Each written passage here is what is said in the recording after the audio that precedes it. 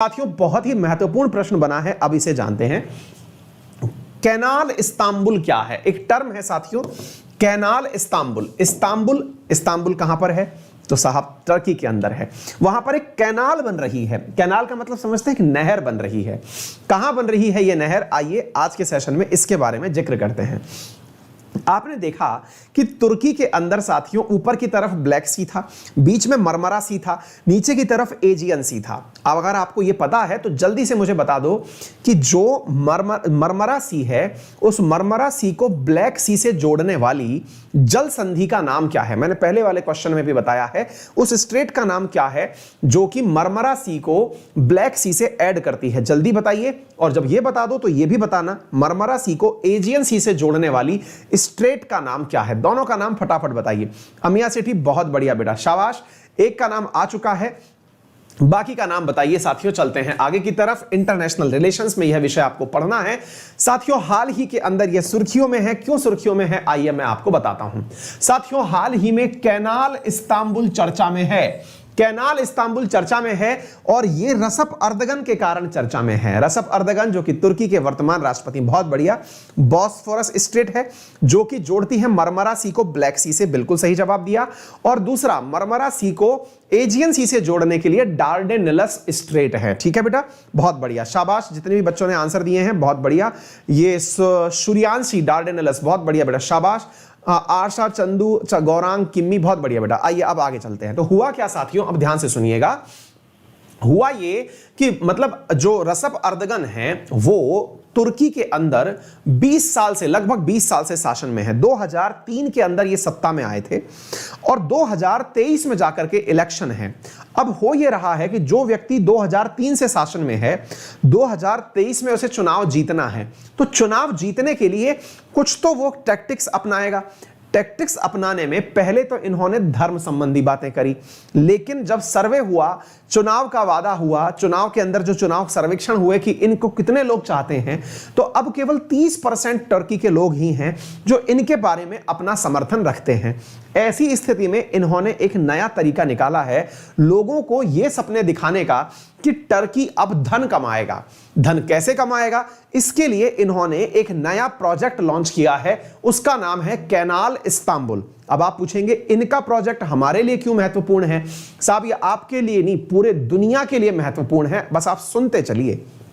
मैंने जो बातें अभी हाल बोली आपको वो बात इसी प्रकार से सुननी है साथियों। असल में मैंने जो अभी हाल आपसे कहा कि ब्लैक सी को मरमरा सी से जोड़ने वाला जल संधि का नाम बॉस्फोरस स्ट्रेट है साथियों। बॉस्फोरस स्ट्रेट तो एक नेचुरल स्ट्रेट है। नेचुरल स्ट्रेट का मतलब हुआ कि एक प्राकृतिक रूप से बना हुआ रास्ता है, लेकिन अभी रिसेंट डेज में एक नया आर्टिफिशियल रास्ता बनाने की बात चल रही है जो कि ब्लैक सी को मरमरा सी से ही जोड़ेगा, लेकिन वो इसके पैरेलल होगा। यानी कि एक ऐसा रास्ता बनाए जाने की बात हो रही है जो कि 45 किलोमीटर लंबा होगा। ये 45 किलोमीटर रास्ता जो है ये टर्की से होकर निकलेगा और ब्लैक सी को मरमरा सी से जोड़ेगा और एक पैरेलल रास्ता क्रिएट कर देगा।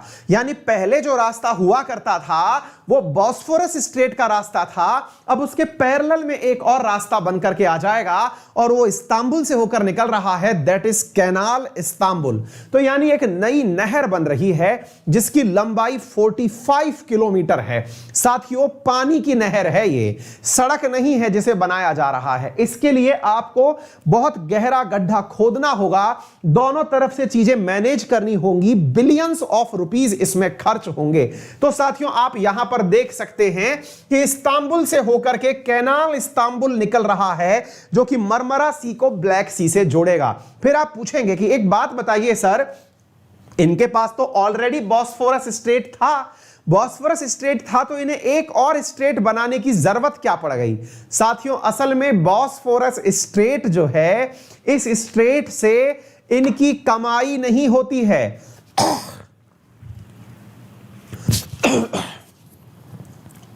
एक मिनट साथियों,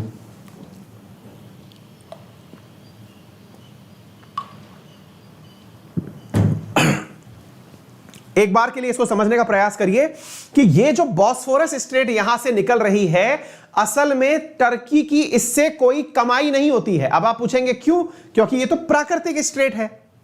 बिल्कुल वैसे ही जैसे कि हम लोग जिब्राल्टर जल संधि देखते हैं, मलक्का जल संधि देखते हैं, ये जल संधियां बिल्कुल प्राकृतिक रूप से बनी हुई हैं, ये किसी के द्वारा बनाई हुई नहीं है। जब बनाई हुई नहीं है तो इन पर कोई भी टैक्स वसूला नहीं जा सकता, यानी किराया नहीं वसूल सकते। तो होता क्या है साथियों, इस ब्लैक सी तक जाने के लिए आपको इस रास्ते से जाना होता है, और जाने के लिए यह रास्ता बहुत छोटा है।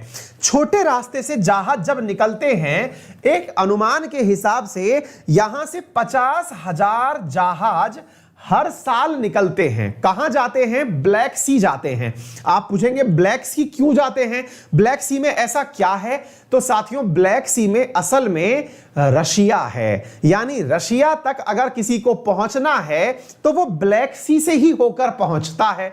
ब्लैक सी के अलावा रशिया पहुंचने का एक रास्ता और है, वो बाल्टिक कंट्रीज के माध्यम से होकर के है, लेकिन वो बहुत लंबा रास्ता है। अगर रशिया से किसी को भूमध्य सागर में आना है तो उसके पास इकलौता एक ही रास्ता है, और वो है बॉस्फोरस स्ट्रेट। अब ये जो बॉस्फोरस स्ट्रेट है, इसमें 50,000 जहाज एक साल में क्रॉस होते हैं। ऐसी स्थिति में होता यह है साथियों कि यहां पर जहाज क्रॉस होने से पहले लंबी लाइन लगती है। लंबी लाइन लगती है तो यहां पर लंबी लाइन के कारण से इन दोनों के बीच में जो आवागमन है यह प्रभावित होता है, रशिया का व्यापार प्रभावित होता है। साथियों, वंस अपॉन ए टाइम हुआ ये कि ये वाला जो पानी है ना, इस पर नियंत्रण रखने की बात शुरू हुई। टर्की ने कहा कि ये पानी मेरा रहेगा। तब रशिया ने उसे धमका दिया ये कहते हुए कि ये सार्वजनिक प्रॉपर्टी है, दुनिया का कोई भी जहाज यहां से निकलेगा तो वो यहां से कोई भी टैक्स वसूल नहीं पाएगा।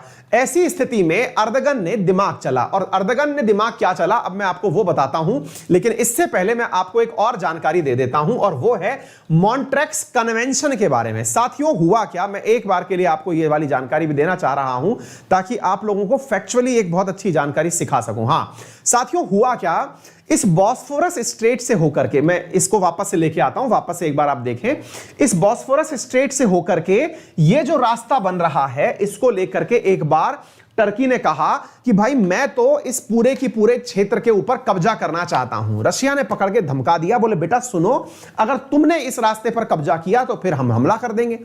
ऐसी स्थिति में दुनिया के देशों ने बैठ करके 1936 के अंदर साथियों एक समझौता किया।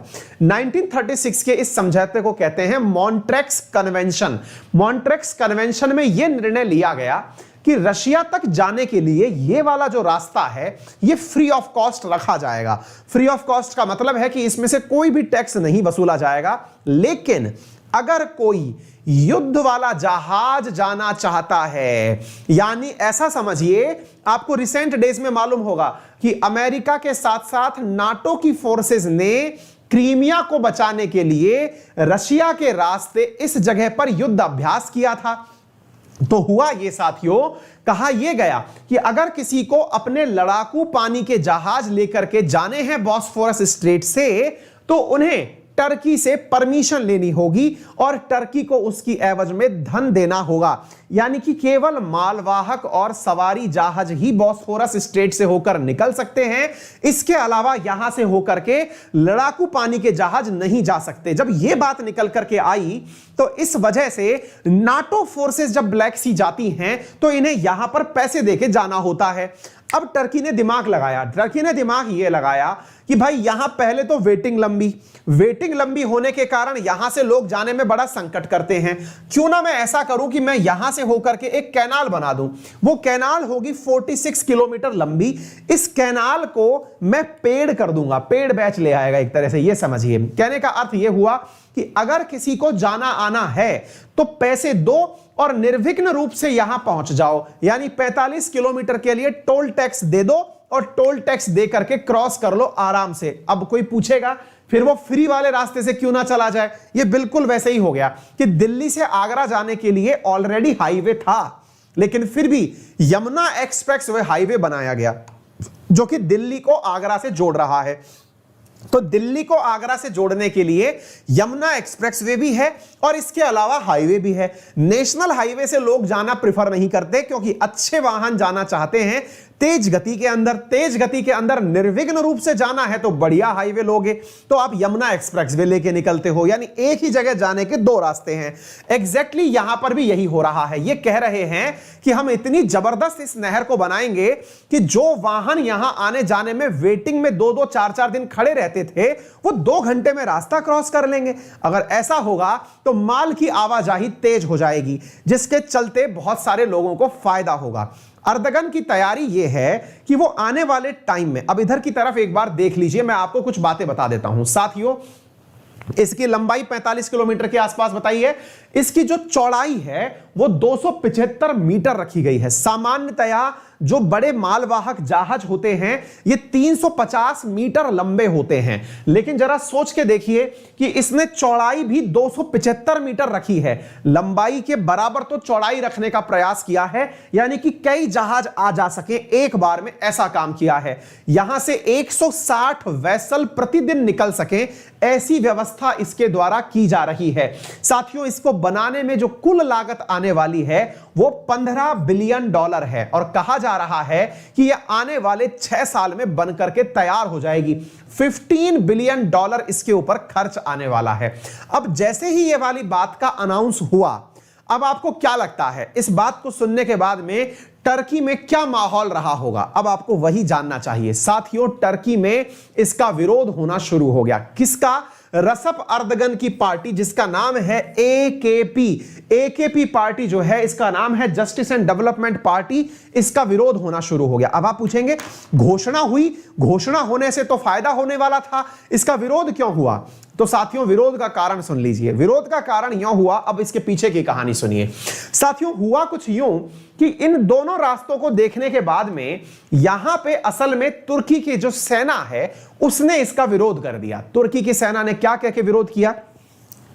तुर्की के रिटायर्ड 110 एडमिरल रैंक के व्यक्तियों ने या अधिकारियों ने देश के नाम एक ओपन लेटर लिखा। ओपन लेटर में यह लिखा कि तुर्की ऐसा करके मॉन्ट्रेक्स कन्वेंशन को तोड़ रहा है। दोबारा से सुनिएगा, क्या कहा गया? कि तुर्की ऐसा करके मॉन्ट्रेक्स कन्वेंशन को तोड़ रहा है जो देश की दुनिया में स्थिति को खराब करेगा, क्योंकि एक अंतरराष्ट्रीय समझौता जिसके तहत बॉस्फोरस स्ट्रेट बनाई गई थी या बॉस्फोरस स्ट्रेट को चालू रखा गया था, अब अपने ही देश के लोग रसप अर्दगन के खिलाफ लेटर लिख रहे हैं कि ये अपने आप में सबसे पहली गलती जो कर रहे हैं वो अंतरराष्ट्रीय संधि को तोड़ने की कर रहे हैं। अब इसके जवाब में अर्दगन ने क्या कहा? अर्दगन ने कहा कि मैं नाटो मेंबर हूं और नाटो मेंबर होने के नाते मैं अपने नाटो सहयोगियों को रशिया तक पहुंचने की जगह देना चाहता हूं। यानी कि अगर कोई मेरा नाटो सहयोगी राष्ट्र अमेरिका, यूके, फ्रांस यदि ये चाहते हैं कि ये ब्लैक सी में जाकर रशिया पर अटैक करें तो मैं उनके लिए ये रास्ता बनाना चाहता हूं, इससे मुझे कोई नहीं रोक सकता। यानी यहां पर इसने एक डिप्लोमेटिक एंगल दे दिया क्योंकि इसे पैसे लेने थे $15 बिलियन। दूसरी तरफ सुनिए, दूसरा कहा यहां के पर्यावरण विदों ने कहा कि भाई यहां से आप नया निर्माण करेंगे, प्राकृतिक रूप से बहुत बड़ा नुकसान होगा, पर्यावरण को नुकसान होगा। तो रसप अर्दगन ने तुरंत एक जबरदस्त लाइन बोल दी, शायद आप भी उसके फैन हो जाएंगे। लाइन यह है, आप लोग तो चुप ही रहिए, क्या भूल गए कि मरमरा सी के अंदर तो ऑलरेडी एक घटना है और वो घटना का नाम क्या है? सी स्नॉट। अगर याद आए तो थम्स अप कर दीजिएगा। मैंने कुछ दिन पहले ही आप लोगों को क्लास में पढ़ाया था कि मरमरा सी के अंदर तो ऑलरेडी बहुत ज्यादा गंदगी आ रखी है। मरमरा सी के अंदर जो आई हुई गंदगी है जिसे हमने सी स्नॉट का नाम दिया था, जिससे समुद्र के किनारे पर बहुत सारी गंदगी जमा हो गई थी। तो यहां पर रसप अर्दगन ने कहा कि भैया सुनो, मैं तो अब इस मरमरा सी में ज्यादा पानी लाने वाला हूं ब्लैक सी से। जब ब्लैक सी से स्वच्छ पानी इस नहर के माध्यम से आएगा तो फिर अपने आप सी स्नॉट की समस्या खत्म हो जाएगी, यानी मरमरा सी के अंदर जो दिक्कतें हैं वो खत्म हो जाएंगी। क्या बात करते हो आप? फिर साथियों, यहां के अंदर जो अन्य लोग हैं उनके द्वारा इसके बारे में विरोध होने लगा। लोगों ने यहां पर जो तीसरा तर्क दिया वो यहां के अर्थशास्त्रियों ने दिया। देखिए, सुरक्षा के हिसाब से जो तर्क दिया वो तर्क दिया था सुरक्षा के पूर्व सैनिकों ने। जब तर्क सैनिकों ने दिया तो रसप अर्दगन ने उनमें से कईयों को उठा के जेल में डाल दिया कि बेटा तुमने देश के खिलाफ बोलने की हिम्मत की है। दूसरा, पर्यावरणविदों ने कहा तो उसका आंसर इसने दे दिया। अब तीसरा जो पॉइंट मारा गया है वो पॉइंट जो है उसका तोड़ रसप अर्दगन को नहीं मिल रहा है। पॉइंट क्या है अब वो सुनिए। असल में रसप अर्दगन ने जब इसको बनाने की बात कही तो यह कहा कि इस रास्ते से होकर के 50,000 पानी के जहाज निकलेंगे। भाई ऑब्वियस ही बात है, बॉस्फोरस स्ट्रेट से 50,000 पानी के जहाज होकर निकलते हैं, ब्लैक सी की तरफ जाते हैं। यह बात तो सबको पता है। तो असल में अब दिक्कत क्या हो रही है, लोग कह रहे हैं कि आपको लास्ट ईयर के बारे में नंबर बता दिए जाएं तो आपका प्रोजेक्ट तो वैसे ही बनने से पहले फेल हो जाएगा। क्या है लास्ट ईयर का प्रोजेक्ट? असल में साथियों, लास्ट ईयर यहां से 50,000 जहाज नहीं निकले, यहां से केवल 36,000 जहाज निकले। ये 50,000 की कैलकुलेशन ले रहे थे, लेकिन यहां से जहाज केवल निकले 36,000। ये जहाज जाते क्यों हैं? रशिया से तेल लेने और गैस लेने। रशिया से तेल और गैस लेने के लिए ये जहाज जाते हैं। लास्ट ईयर केवल 36,000 ही निकले। इनसे पूछा, जब व्हीकल ही नहीं होंगे तो पैसा किससे वसूलोगे 15 बिलियन? ये तो बताओ। तो फिर आपके दिमाग में आएगा आंसर कि सर एक बात बताइए, पानी के जहाज कम क्यों निकले? आंसर समझ लीजिए। कारण यह है साथियों, असल में इसका पीछे जो सबसे बड़ा कारण है वो ये है कि दुनिया के देशों ने अभी जो अपनी डिपेंडेंसी है ना वो फॉसिल फ्यूल के ऊपर से कम कर दी है। फॉसिल फ्यूल का बोले तो मतलब क्या हुआ? पेट्रोल डीजल से निकल करके लोग अब रिन्यूएबल एनर्जी की तरफ जा रहे हैं, इलेक्ट्रिक व्हीकल्स की तरफ जा रहे हैं। तो दुनिया में ओवरऑल तेल की खपत कम होने की तरफ बढ़ रही है। लोग तेल कम यूज करना चाह रहे हैं, नंबर एक बात। और दूसरी बात यह कि रशिया ने खुद ने इस रास्ते का उपयोग कम कर दिया है। तो उसने क्या किया? फिर कैसे बेच रहा है वो दुनिया के देशों को पाइपलाइन डाल दे रहा है। अगर आपको याद हो तो मैंने आपको नॉर्ड स्ट्रीम 1 और नॉर्ड स्ट्रीम 2 के बारे में बताया है। अगर आपको याद हो, वो नॉर्ड स्ट्रीम जिसकी अमेरिका ने रशिया को परमिशन दी थी रिसेंटली कि हां जर्मनी तक आप इसे भेज सकते हैं। कुछ याद आया? कहने का मतलब यह है कि रशिया खुद पाइपलाइन के माध्यम से तेल पहुंचा दे रहा है, तो जहाजों की डिपेंडेंसी वो वैसे ही कम कर रहा है। तो कहने का कुल मिला के अर्थ यह है कि वर्तमान में होने जा रहा ये जो प्रोजेक्ट है, जो कि बॉस्फोरस स्ट्रेट के पैरेलल बनाया जा रहा है, इसके अंदर बहुत सारे इफ एंड बट्स हैं, लेकिन प्रयास किया जा रहा है। यह है वो सी स्नॉट। अगर आपको याद हो तो मैंने बताया था तुर्की के अंदर इस्तांबुल के बॉर्डर्स पर इस प्रकार से जमी हुई है सी स्नॉट। अगर आपको याद हो तो मैंने आपको पढ़ाया भी था। क्लियर है? अगर आपको यह बात समझ में आ गई हो तो जल्दी से एक बार थम्स अप कर दीजिए, वीडियो को लाइक और चैनल को शेयर करना बिल्कुल ना भूलें। जल्दी से सेशन को शेयर करते जाइए। आगे बढ़ते हैं साथियों। आज मेरे साथ में टेस्ट देना मॉडर्न हिस्ट्री का, तो तैयार हो जाइए पूरी पढ़ाई करके, क्योंकि आज सुबह 10:10 पर आप लोगों के लिए टेस्ट लेकर हाजिर हो रहा हूं अनअकैडमी पर। सुबह फ्री ऑफ कॉस्ट टेस्ट है, उसके अंदर अनलॉक करने के लिए रेफरल कोड अंकित 10 डालिए यदि आप नए हैं। गूगल प्ले स्टोर से अनअकैडमी लर्निंग ऐप इंस्टॉल कर लीजिएगा। मैं लिंक आपको इसी क्लास के कमेंट बॉक्स में पिन कर दूंगा। हमारे टेलीग्राम चैनल अंकित अवस्थी सर अनअकैडमी, अंकित अवस्थी सर आदि पर आपको उसके लिंक प्राप्त हो जाएंगे। वहां से आप क्लास में सीधा एंट्री कर सकते हैं। साथियों, आप सभी के लिए अनअकैडमी पर जो भी ऑफर्स चल रहे हैं उन सभी में अंकित 10 रेफरल कोड लगा के आप यूज कर सकते हैं। मेरा नया बैच आर्ट एंड कल्चर के लिए आ रहा है, एसएससी कैटेगरी के अंदर आ रहा है, लेकिन जितने भी बच्चे स्टेट पीसीएस की तैयारी या डिफेंस सर्विसेज की तैयारी कर रहे हैं वो उस बैच को ज्वाइन कर सकते हैं। स्टैटिक जीके के लिए वन स्टॉप सॉल्यूशन है, आप उसे वहां से कर सकते हैं। यूपीएससी की तैयारी करने वाले विद्यार्थी ध्यान दें, आपके प्रीलिम्स के लिए अनअकैडमी पर 13,500 रुपए में 2 महीने का एक जबरदस्त बैच आया हुआ है, जिससे आप अपना प्रीलिम्स के लिए बहुत ही सटीक तरीके से पढ़ाई कर सकते हैं। यूपीएससी पॉइंट ऑफ व्यू को ध्यान में रखते हुए प्रीलिम्स के टेस्ट पेपर, करंट अफेयर्स, इसके साथ साथ जीके की तमाम वो जानकारियां जो कि आपके प्रीलिम्स के लिए बहुत ज्यादा उपयोगी हैं, आप उन्हें एक्सेस कर सकते हैं। साथियों, अनअकैडमी पर पेड विद्यार्थियों के लिए आजकल एक जबरदस्त फीचर चल रहा है और उस फीचर में आप अपने एडुकेटर से कोई भी डाउट तुरंत पूछ सकते हैं। आस्क ए डाउट नाम से फीचर है, जिसके थ्रू आप सीधा हमारे साथ में कॉल पे बात कर सकते हैं, मतलब सीधा संवाद कर सकते हैं। कोई भी डाउट आपका है तो आप उस डाउट का इमीडिएट सॉल्यूशन प्राप्त कर सकते हैं। हमारे पेड विद्यार्थियों के लिए अनअकैडमी अब बहुत ज्यादा इंटरेक्टिव सेशंस लेके आ रहा है। अपने टीचर से उनके लिए बात करना बहुत आसान हो गया है ताकि उनके बीच में किसी भी प्रकार का डाउट ना बचे। तो अनअकैडमी लर्निंग ऐप को आज ही डाउनलोड करके जिस भी कैटेगरी में आप कोर्स लेना चाहें, मेरा रेफरल कोड अंकित 10 लगाकर 10% डिस्काउंट के साथ कोर्स ज्वाइन कर लें। आपका समय शुभ हो। फिर मिलते हैं। आप सभी से अपना ख्याल रखें, बड़ों का सम्मान करें, छोटों को प्यार दें, अपना व्यक्तित्व इस प्रकार से विकसित करें कि महिलाएं आपके साथ सुरक्षित महसूस करें। धन्यवाद।